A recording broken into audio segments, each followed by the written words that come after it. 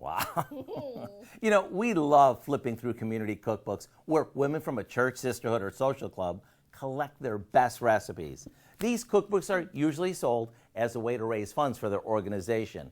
And when it comes to recipes, they're typically ones that each contributor takes great pride in, since their name is often printed right on the same page as the recipe. You can bet this gets a bit competitive, but in a fun way.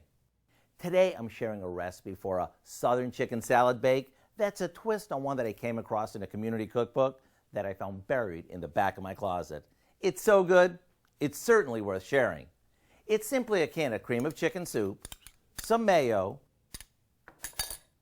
chopped celery and onion, pimentos, and cut up chicken.